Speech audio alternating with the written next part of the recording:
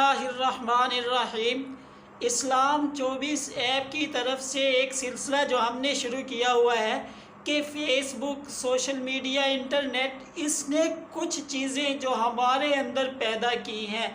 جن سے بچنا بہت ضروری ہے، اور یہ ہمارے گناہوں میں مسلسل اضافہ کر رہا ہے، اور اتنا اضافہ کر رہا ہے کہ شاید ہم ایک دن میں اتنی نیکیاں نہ کرتے ہوں جتنے گناہوں کا ہم سامنا کر رہے ہیں۔ تو اس میں سے آج کی جو چیز ہے وہ پچھلے ہم نے شیئر کے بارے میں بتلایا، اور ویڈیوز آپ اس پیج پر جا کر دیکھ سکتے ہیں۔ تو آج ہے اصل منبع کہ آپ شیئر تو ایک آدمی تب کرے گا جب ایک پوسٹ تیار کی جائے گی، ایک ویڈیو کسی کے خلاف تیار کی جائے گی، ایک مضمون کسی کے خلاف لکھا جائے گا، تو اس میں بنیاد کون ہوگا؟ اگر آپ نے غلط بات لکھی ہے، ایک غلط بات پھیلانے کا سبب آپ بنے ہیں، اور ہماری چونکہ تعریف عام ہے، بارہ بتلا چکا ہوں کہ آپ کی یہ جو لکھی ہوئی پوسٹ ہے یہ کسی پی ٹی آئی والے کے خلاف یا پی ٹی آئی کے لوگوں کے خلاف بھی ہو سکتی ہے،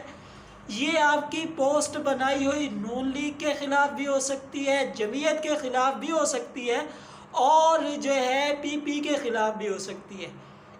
تو اس میں سے اگر آپ نے لوگوں کے خلاف، یعنی پورے پی پی والوں کو گدھا کہہ دیا، نون لیگ والوں کو گدھا کہہ دیا، یا پی ٹی آئی والوں کو گدھا کہہ دیا، تو آپ نے یہ ایک سلسلہ شروع کر دیا، اور اس سلسلے کے، اس برا کہنے کے بانی آپ بن چکے ہیں۔ اب اگر اس کام کو شروع آپ نے کر دیا، یہ پوسٹ آپ نے بنا دی، اور آپ جانتے ہیں نون league who, P T I ہو، پی پی ہو، اس میں آپ بھی جانتے ہیں سارے گدھے نہیں ہیں، ٹھیک ہے؟ تو کسی کو غلط کہا جا رہا ہے اس بنیاد پر کہ آپ کے دل میں آیا ہوا ہے، یا اگر آپ ایمانداری سے سب کو گدھے سمجھتے ہیں تو پھر تو بے شک پوسٹ کسی کے خلاف بھی بنا دیں، اور اگر آپ نہیں سمجھتے اور آپ کسی پر الزام لگاتے ہیں یا کوئی گالی دیتے ہیں اور وہ گالی آگے شیئر ہوتی ہے، تو پہلے تو آپ کو گناہ ملے گا یہ غلط بات لکھنے کا، یہ غلط مضمون چھاپنے کا، جو آپ کی صرف اپنی رائے ہے اور آپ اس رائے سے گمراہ کر رہے ہیں، یہ والا مضمون چھاپنے کا، اور پھر اس کے بعد جتنے لوگ اس کو دیکھیں گے ان کا، اور اس کے بعد اگر جو ہے دوسرا جب کوئی اسے شیئر کرے گا یا لائک کرے گا،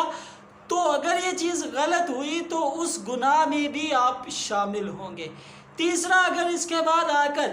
آپ کی پوسٹ کی وجہ سے لوگوں میں لڑائی ہوتی ہے اور وہ گالم گلوچ ایک دوسرے کو کرتے ہیں، تو پورے معاشرے، دو آدمی جب گالم گلوچ کر رہے ہوتے ہیں تو ان کے دلوں میں مزید سختی آتی ہے ایک دوسرے کے خلاف، تو اس کے نتیجے میں یہ آپ کی پوسٹ کا تیسرا گناہ یہاں سے شروع ہوگا۔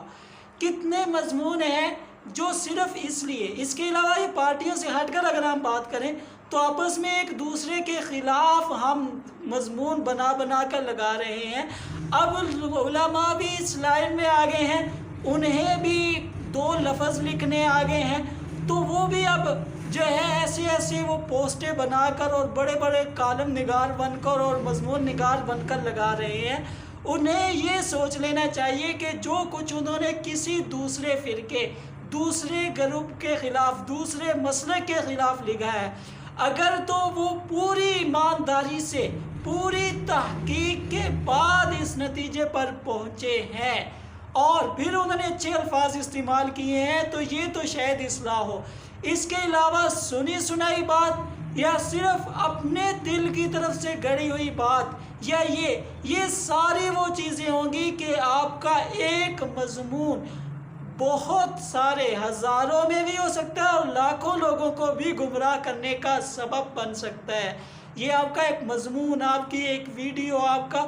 ایک غلط بولا ہوا لفظ، یہاں تک کہ کچھ لفظ ہم بول دیتے ہیں اپنی طرف سے بہت تیز بن کر کہ جی وہ فلاں نے، ہمارے علماء کہتے ہیں جی وہ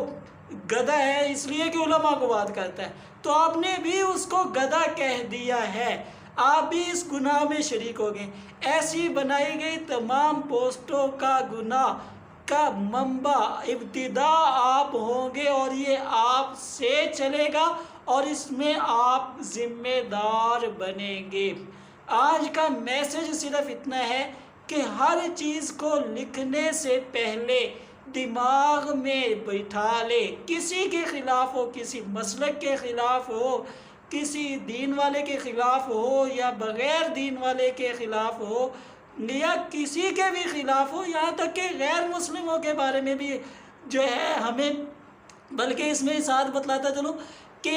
مولانا اشرف علی تھانوی صاحب جو ہیں انہوں نے تو ایک مرتبہ یہ کہا کہ اگر کافر کے خلاف آپ نے کوئی بات کرنی ہے یا کافر کا کوئی حق مارنا ہے تو یہ زیادہ برا ہوگا، اور اس کی انہوں نے عجیب وجہ بیان کی، اور وہ وجہ یہ بیان کی کہ اگر مسلمان ہے نا، اس کا کوئی حق قیامت کے دن وہ آپ سے اپنا حق مانگنے آیا تو اس کی اللہ نے بخشش کر دی، تو ہو سکتا ہے وہ اپنا حق چھوڑ دے آپ کو، کیونکہ وہ جو ہے یہ سمجھے گا کہ بھئی میری بخشش ہو گئی تو میرے مسلمان بھائی کی بھی بخشش ہو جانی چاہیے، اس سے وہ میں معاف کر دیتا ہوں۔ لیکن اس کے مقابلے میں کافر کو تو چونکہ سزا ملنی ہی ملنی ہے،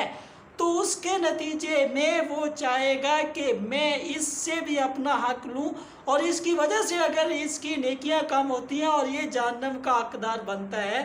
تو یہ جہنم کا حقدار بن جائے۔ اس لیے کافروں کے حقوق کا خیال ہمیں زیادہ کرنا ہوگا بنسبت مسلمانوں کے حقوق کے۔ یہ جو ہے اس کو آپ اسی تناظر میں دیکھیں اور اس کو سمجھنے کی کوشش کیجئے۔ ویڈیو دیکھنے کا بہت شکریہ۔